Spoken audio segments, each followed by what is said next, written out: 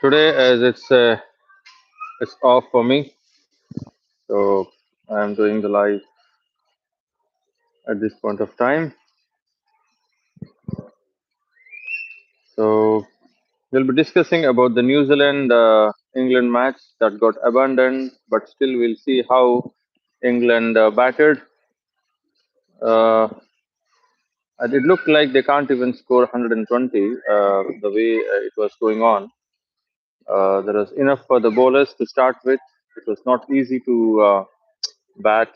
Phil Salt was getting beaten initially. Even there was a catch that was dropped for Josh Butler. So, yeah, we'll be doing the analysis of New Zealand and England match first. Then we'll be going for India's prospects of the next match that is coming up. So, New Zealand, England T20 that has happened today in New Zealand, and that got washed away due to the rain interruption.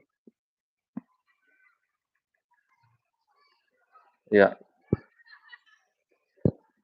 So Sam Curran is the top. Sam Curran has scored around 49. That's the top score. 49 of 36, 35 balls. So really, that was a fantastic contribution for him. So he's the only batsman looked really good. Um, and New Zealand bowling attack worked really pretty well actually, especially when the new ball seams got movement and the discipline.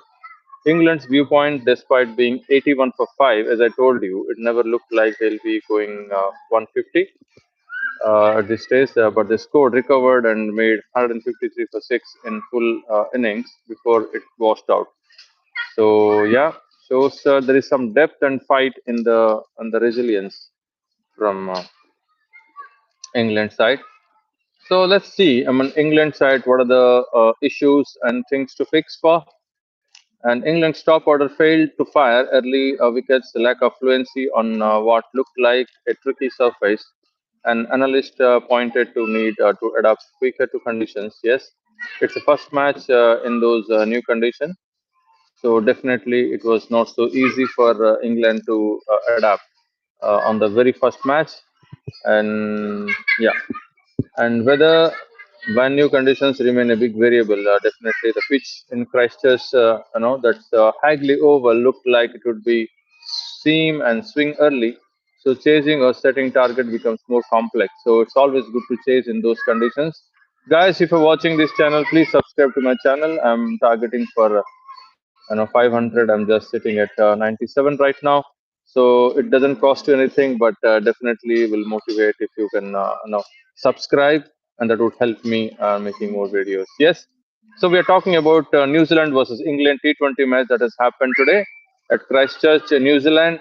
And there was very good seaming movement happened initially, and that took 5 wickets. So England were 85 for 5, but managed to get 153 in 20 overs due to thanks to Sam Curran, who really played well and scored 49 out of 35 balls. So that was the top score from England, but the second innings could not start due to the rain interruption and the match washed away. But the issues we are talking about England to fix for the further matches and for the Ashes also, that would help because New Zealand and Australian condition would be same high. And yeah, so New Zealand through bowling was really very tidy, and they didn't get any chance to chase or put the pressure back on England. Abandonment means momentum is lost. Yes. So what's the thing that is to be watched out in the future? The toss and batting first versus chasing. So what do you think? In these conditions, according to me, given the conditions, captains may prefer to bowl first and chase, especially if the pitch offers something early. So prediction more from the side, chase to win. Yes, England's depth versus New Zealand's home advantage. So England have talent depth definitely, and you know the Kiwis were really good in terms of controlling the ball early and swinging the ball early on and picked a lot of wickets. And it was not so easy to for the power hitting like Phil Salt, the likes of Phil Salt, who was struggling to connect the ball. Even Butler, yeah, Butler and the new captain. Harry Brook has been really good, but couldn't go past 26, 25 like that. So they couldn't score much. But on the whole, it was a good challenging total, 153. If the match would have happened, wouldn't have been easy for New Zealand either. It was interesting to see how the pitch would have been behaved, if the second innings would have started, but did not happen that way. The match washed out. So yes, New Zealand's spin bowling and variety with players like Mitchell Santner, and he returned to the series, and New Zealand looked to utilize spin and variation to upset England's power game. Yes. So my prediction, if you look at, uh, if I were given verdict, if the full match happens, England's depth and power gave them slight edge, but New Zealand conditions with the pitch offering seam swing. If the Kiwis bowl first, New Zealand could absolutely can upset England. So yes, that's the analysis from my side. If you like, I can pull up a squad list head-to-head, stats for New Zealand and versus England. So the playing 11 likely and pick the key matches up. So yeah. So uh, yeah. Yes, my upset. My next door neighbor regularly feeds pigeons outside his house, and they crap, my car. And please advise. I don't know what to do. Yeah, I think you should give a notice to that guy that don't do that. That would be good, so that all should be happily coexisting. Yeah, that would be my advice. Yeah, hi Reese, Wills, hi to you. Yes, so the playing 11 for England, playing 11, Phil Salt, Sam Curran, and who else were there? It's like I think we have Harry Brook as well, who is the captain of the side. So Um, so the same, the England side has been really good. A lot of skill and very brave, batting side. So it was interesting to see, but the rain came and interrupted the whole game. So it was not easy to bat. So Phil Salt, Josh Butler as a wicketkeeper, Jacob Bathel, Harry Brook, Tom Banton, Sam Curran, and Jordan Cox is a batsman who had some centuries in the domestic circuit, and Braden Cars, Liam Watson, Adil Rashid, Luke Wood. So that's the 11. So, yeah. So I'm repeating again. So Phil Salt, Josh Butler, Jacob Bethel, Harry Brook, Tom Banton, and Sam Curran, and Jordan Cox and Braden Cars, Liam Dawson, and Adil Rashid, Luke Wood. So guys, if you're watching this video, please subscribe to this channel and help me, getting more subscriptions. Yeah, if you've already subscribed, thanks a lot. I desperately need your support to grow this channel, guys. It doesn't cost you anything, but definitely help me. Yes. So, yeah. So now that's something on England versus New Zealand match. I was keen to see in this weekend, and but happy to see Sam Curran batted well. And the scorecard, if you look at for England, let's go through that. So the scorecard is something like this. The top scorer, as I told you, it is Sam Curran, but Phil Salt, I had a lot of expectations from him. He just scored 3 out of 4 balls. He was struggling a lot to connect the ball. And Josh Butler scored 29, 25. He got he was caught actually. So 2 4s and 1 6s. Jacob Bathel 15 from 13, 1 4, 1 6. Harry Brook 20 runs out of 14 and 1 4, 2 6s. And Tom Banton 9 out of 9. Sam Curran 49 unbeaten out of 35, 3 4s and 2 6s. So the fall of wicket, if you look at the first wicket fall, fell on one, and second one on 29, third one on 64, fourth one 75, 81 for 5. It looked like they can't score even 150, but they scored 153, and sixth wicket on 114 for 6. So and the last wicket was Jordan Cox, and bowling side Matt Henry bowled 4 overs and one for 26, economy 6.50. Jacob Duffy was expensive, little bit 11.20 economy, and in 4 overs he gave 45 runs and picked 1 wicket. Kyle Jamison and 6.80 economy, and he gave 27 runs and picked one wicket out of 4 overs he bowled. Mitchell Santner 4 overs, 20 runs and one wicket. So Jimmy Neesham also bowled little expensively but picked one wicket, 2 overs only 20 runs and 20 runs he has given. So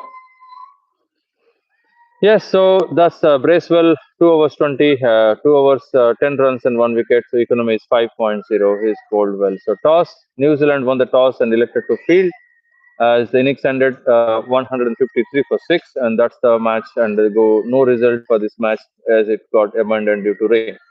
So, guys, if you are watching this video, please subscribe to this channel, guys. I desperately need your support on this. Yes. So now moving back to India versus England match, India versus Australia match that's happening tomorrow. So what's the prediction? Let's go through it and we'll analyze that. India versus Australia. My prediction is yes. So the top ranked ODI side, India, and looks like great in form recently, and the return of veterans like Virat Kohli, Rohit Sharma gives India extra experience and batting firepower. Prediction from expert, to look like India is winning matches, series. Many sources, they are favorites, no doubt, but this is not. They are not playing in a very home condition. They're playing in Australia. It's not going to be easy, and Australia comes with a different mindset. They are very much ruthless every time they play. The playing conditions, first game, may favor batting depth, and the team India has the typical, they really are quite adaptable to any conditions, and they are playing that little tiring side because they played Asia Cup, then West Indies series, now going to Australia. So why Australia still remain dangerous? Because they are the host, they have the home ground advantage and familiar condition, crowd support, and the momentum. Definitely, they have powerful match winners and with good ranks, and their batting and bowling, if they click, I mean, they can beat anybody, and very hard to beat them. So some previews highlight players like Travis Head as a key for Australia. Australia will be motivated to bounce back and assert the dominance, and especially against strong Indian side. Mental edge matters. So the match winner, I would pick India to win the first match, and the series wise, if you look like India wins 2-1. That's what my prediction for ODIs. And the key players to watch out is Virat Kohli, Rohit Sharma, of course, and Arshdeep Singh and Siraj also can be important, and Gill. These are the players. And for Australia, it's Travis at the top order batting, and their pace variation attack is very key and lethal.